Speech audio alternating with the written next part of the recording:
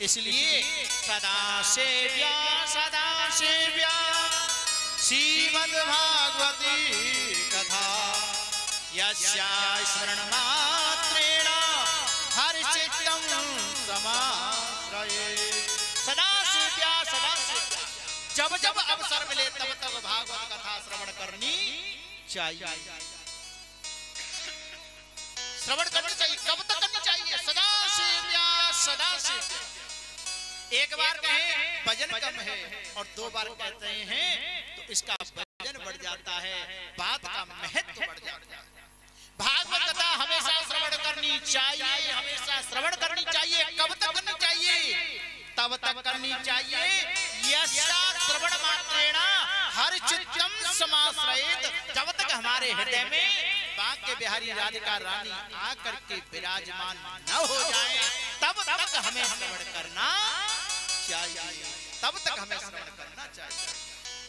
नारद जी खड़े हो गए, हाथ जोड़ करके पूछ रहे महाराज कुछ पूछना चाहते हैं? सनकादिक ऋषि कहले हाँ हाँ बताओ क्या पूछना चाहते हैं? तो कितनी सुंदर बात पूछी है।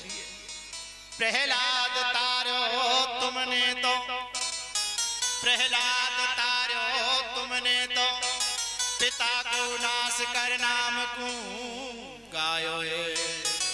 ध्रुव को तारो तुमने तो बाने बालापन अपनो तुम पे बारो। तारो मोर ध्वज तुमने तो अपने बेटा के शीश पे आरो चलायो। तारो हरिश्चंद्र तुमने तो सत्य की खातिर वचन नहीं दिगायो।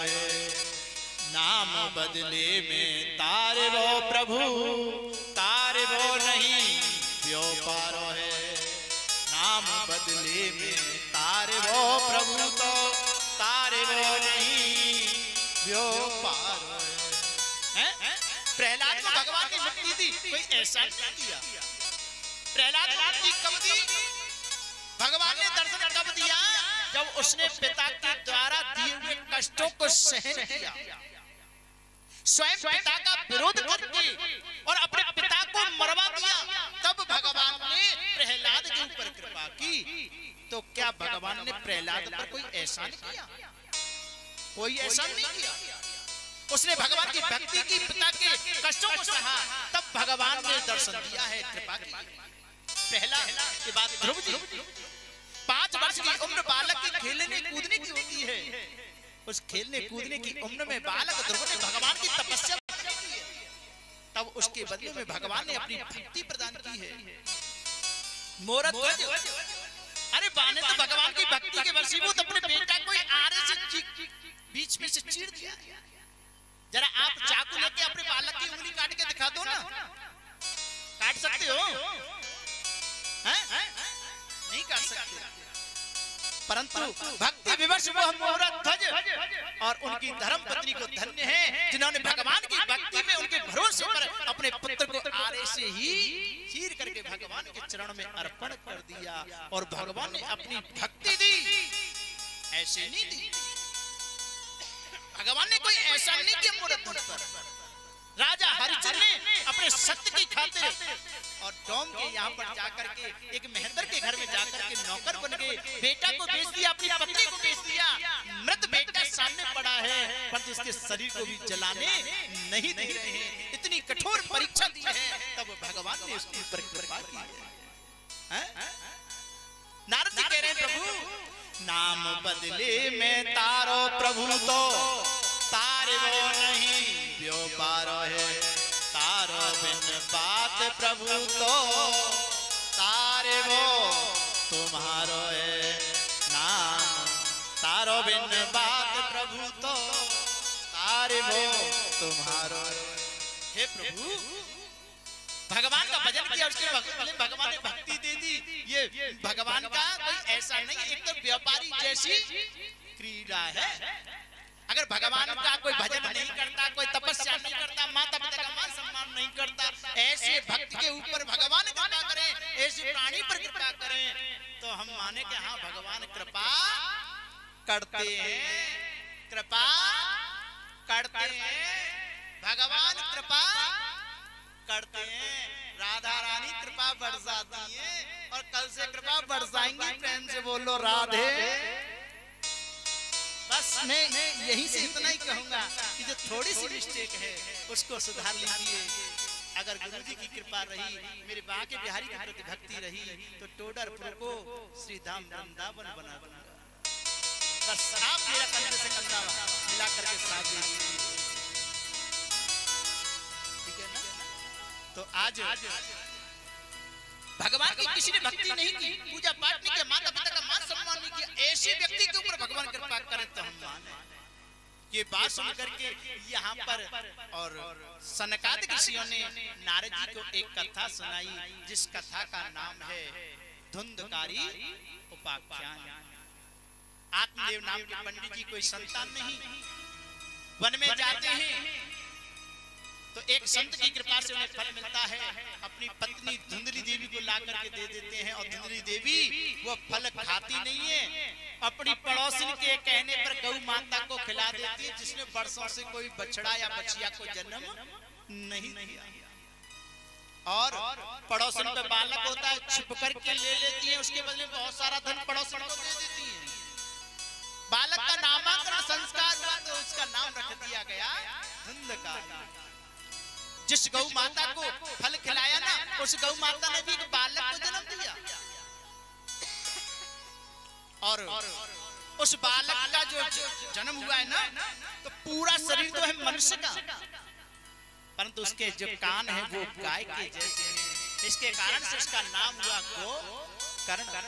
गोकर्ण पंडितो ज्ञानी धुंधकारी महाफल। गोकर्ण जो गाय का पुत्र है ना, वह तो भगवान का परम लाडला भक्त हुआ। भगवान की भक्ति पूजा पाठ करना, वेद वेदांत पढ़ना पढ़ाना, ये उनका आचरण। और धुंधकारी कंचा खेलता है, धीरे धीरे फिर ताश खेलता है, ताश खेलते खेलते फिर धीरे उसमें पैसे लगाता है, पैसे लगाता है तो पैसे हारता है, पैसे हारता है तो घर में कलेश होता है, और जब घर में कलेश होता है तो टेंशन बढ़ता है, और जब टेंशन बढ़ता है तो पीने लगता है, और जब पीने लगता है तो घर में आता है तो पिताजी डांटते हैं, घर पे आना बंद कर दिया, और जब घर पे आना बंद कर दिया तो कोठे पे चला जाता है, 5-5 वेश्याओं के संग में रहते। आत्मदेव पंडित जी घर में दुखी है, गोकर्ण जी के उपदेश से वन में चले गए। धुंधली देवी जब पता चला कि पिताजी वन में चले गए तो धुंधकारी लौट करके आया, माता जी से पूछा बताओ पूरा पिताजी धन कौन सी जगह पे गाड़ के रखा है, कहाँ दबा रखा है, बताओ। जब धुंधली देवी ने कहा बेटा मुझे तो कुछ पता नहीं, तो आज धुंधकारी ने अपनी माता की डंडों से पिटाई कर दी, और जैसे ही डंडों से पिटाई की तो आज रात्रि में धुंधली देवी को इतनी ग्लानि होती है कि कुएं में कूद करके प्राण त्याग दिया। पिताजी चले गए वन में, माताजी चली गई कुआं में। गोकर्ण जी सोचने लगे बड़ा दुष्ट है, कहीं ऐसा न कि कभी हमारी भी खबर सुध ले ले, इसलिए पहले से पहले तीर्थ यात्रा पर चले गए। अब 5 वेश्याओं को धुंधकारी घर पर ले आता है, 5 वेश्याओं के संग में रह करके एक ही कार्य बचा था, चोरी करना। वो 5 वेश्याओं के संग से प्रारंभ कर दिया, और राजा के यहाँ चोरी की। वेश्या को ये बात पता चली तो सोते हुए धुंधकारी को चारपाई से बांध करके जलते हुए कोयले के अंगार उसके मुख में डाल करके मार दिया। उसी के घर में गड्ढा खोद करके उसको दफना दिया, और दफना करके धन पूरा समेट करके वेश्या चली जाती। गोकर्ण जी को तीर्थ यात्रा में पता चला, गोकर्ण जी को तीर्थ यात्रा में पता चला कि भाई को 5 वेश्याओं ने मार दिया, हत्या कर दी है। तो गोकर्ण जी गया में जाते हैं, गया में जाकर के त्रिपिंडी श्राद्ध करते हैं, और श्राद्ध करने के बाद में अपनी जन्मभूमि लौट करके आते हैं। अपने पिता आत्मदेव जी के ही महल में रुके हैं। रात में प्रेत बना हुआ धुंधकारी अपने भाई गोकर्ण जी को डराता है, सूर्योदय होने पर सूर्य देव से महाप्रेत की मुक्ति का उपाय पूछा। तब सूर्य नारायण ने और प्रकट होकर के गोकर्ण जी से